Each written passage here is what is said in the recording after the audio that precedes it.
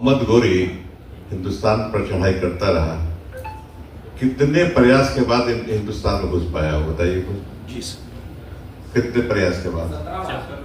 17 बार घुस आया। 16 बार प्रयास किया, 17 बार में सफलता मिली। तो अभी तो 2-3 बात गिना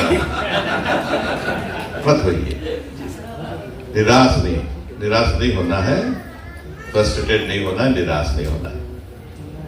बात सही है कि आपके साथ अन्याय हुआ है झारखंड में। क्यों हुआ है मैं नहीं कह सकता, उस समय तो था नहीं होना चाहिए। एक्ट पूरे देश में लागू हुआ तो व्यवस्था में भी एकरूपता होनी चाहिए। और ये सही है कि सरकार के पास तो जमीन अपना 5 एकड़ क्या 10 एकड़ भी रह सकती है। सरकारी जमीन तो पड़ी हुई है, लोग नाजायज ढंग से अवैध ढंग से कब्जा करते हैं, सरकार की बात अलग है। लेकिन प्राइवेट व्यक्ति जब अपनी जमीन खरीद करके, कोई दान भी नहीं देता, जमीन खरीद करके बनाता है तो निश्चित रूप से एक सीमा होगी, जमीन लेने की सीमा होगी। सरकार को, सरकारी पदाधिकारियों को इस पर ध्यान देना होगा। तीसरी बात ये कहूंगा कि बड़ी अफसोस होता है, हम अकेले में सोचते हैं सब आप ही के स्कूल में बच्चे पढ़ाते हैं और सब आपके विरुद्ध में। गजब स्कूल, मंत्री के बेटे आपके स्कूल पढ़ते हैं, पदाधिकारी के बेटे आपके स्कूल में पढ़ते हैं, सबके बेटे। हमको याद है छोटा सा एक रिक्शा पुलर का बेटा अपना प्राइवेट स्कूल में पढ़ाता था। रिक्शा पुलर था, एक दिन मेरे यहाँ आया, कुछ सामान लेकर रिक्शा में पूछा, करमटोली का था, कि कितना बेटे बेटी है, चाय पियो, मेरे साथ बैठ करके चाय पिलाया। पूछा तो बेटा है कहाँ पढ़ता है? तो फलाना स्कूल में। तो सरकारी स्कूल है? नहीं सर प्राइवेट स्कूल है। कितना फीस लगता है? 300 रुपये प्रति माह। तो एक काम करो, हर महीने आ जाया करो, 300 हम देंगे, तुम्हारा बच्चा का फीस हम भर दिया करेंगे। साल भर लगता आया, उसका फीस भरे, इसके बाद आया नहीं, पता नहीं क्यों नहीं आया, नहीं कर सकते, वहां से चला गया, क्या किया। स्थिति ये है कि सब आपके यहाँ पढ़ते हैं, सबके बच्चे सभी अपने बच्चे को पढ़ाना चाहते हैं प्राइवेट स्कूल में, ये सच्चाई है। लेकिन आपके विरोध में सब रहते हैं, पदाधिकारी भी विरोध में, सरकार भी विरोध में। पिछली सरकार तो जरूर विरोध में थी, इस सरकार में कुछ हो नहीं पाया है। लेकिन ऐसा नहीं कर सकते सरकार भी विरोध में, ऐसा नहीं है। अभी नए मुख्यमंत्री हैं, हम लोग चले, ले चलूंगा आपको समय माहौल था। और उम्मीद रखिए, बराबर उम्मीद रहना चाहिए, उम्मीद से दुनिया चलती है। उम्मीद रखिए कि हम लोग पे मिलेगा। अब मोहम्मद गोरी से इंस्पिरेशन प्रेरणा लीजिए, मोहम्मद गोरी से मैं लेता हूं। अपने जीवन में दिया, एक बार फेल किया, 2 बार फेल किया, 3 बार फेल किया, कोई फर्क नहीं पड़ा, पर फिर क्या असर होगा, अंत में सफलता मिल ही जाती है। सतत प्रयत्न करने पर सफलता मिलती है।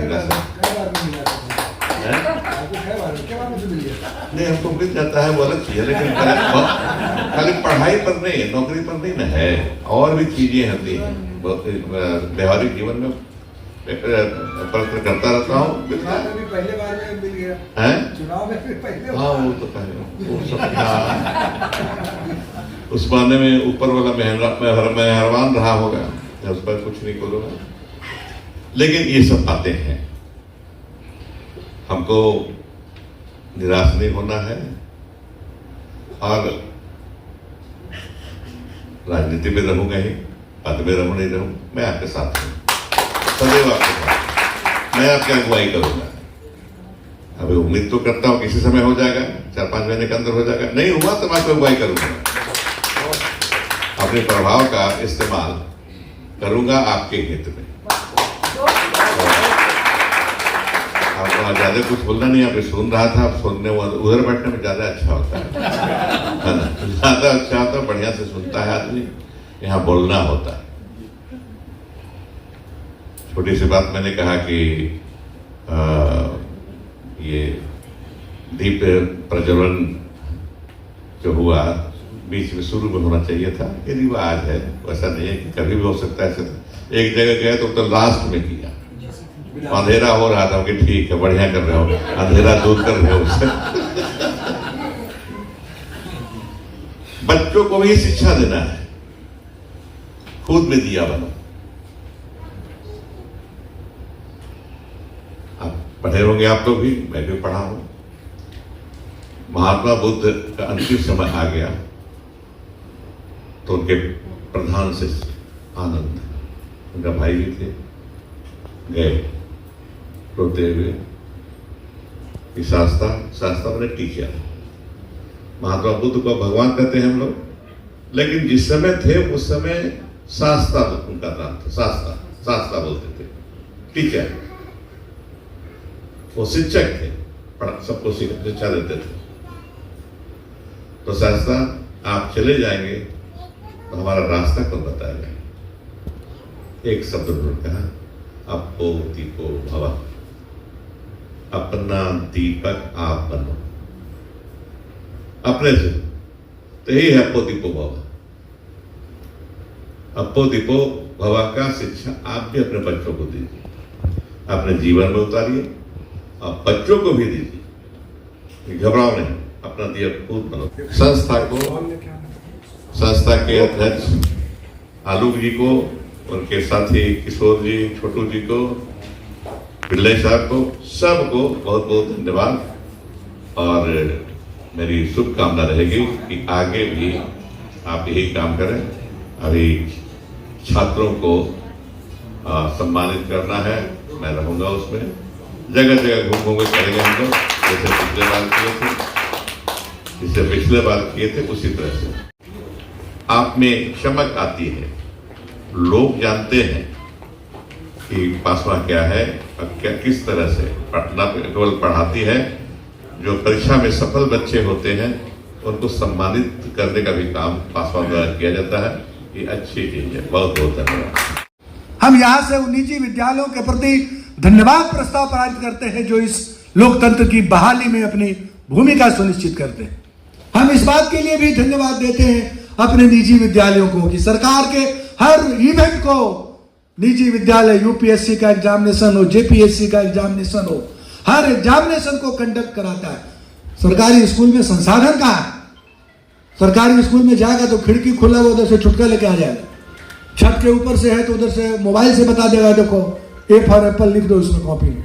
तो लेकिन इन सब के बावजूद निजी, और जब से यह कदम उठाया है पासवा ने, लोगों की मानसिकता में भी बदलाव हुई।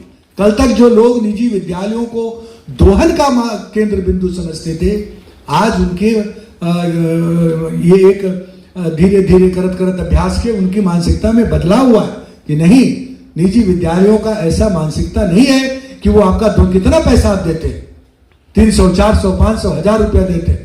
आप 1000 रुपया में 200, 100 बच्चे पढ़ाते हैं, क्या इंफ्रास्ट्रक्चर रहता है उनको मालूम है इन सारी चीजों की। इसलिए इन सब के बावजूद हम आपसे अनुरोध करेंगे कि हमारा 24 जून को हम लोगों ने तय किया है खेलगांव स्टेडियम में, वहां होने की संभावना है। मोटा मोटी तय हो चुका है, थोड़ा बहुत रुका हुआ है।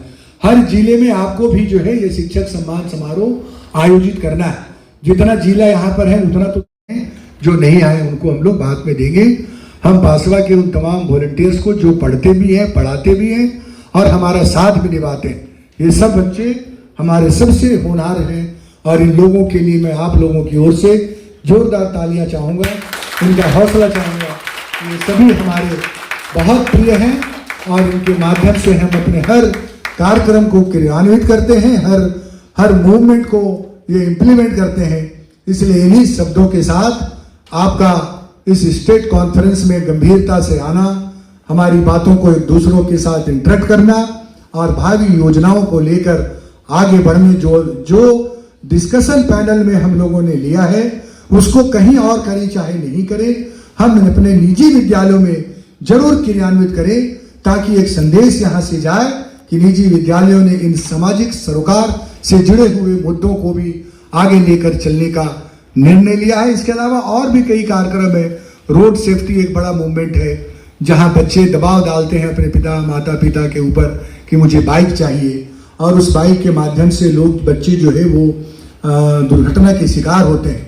माँ बाप बेचारे मजबूर हो जाते हैं उनको बाइक देने के लिए। इस तरह के छोटे पॉलीथीन का बहिष्कार के लिए भी आप लोगों को एक प्रोग्राम लेना चाहिए। इस तरह के कार्यक्रम हम लोग पहले भी कर चुके हैं, इसलिए इन सब के साथ, इन्हीं बातों के साथ आप सबका बहुत बहुत धन्यवाद, बहुत बहुत स्वागत।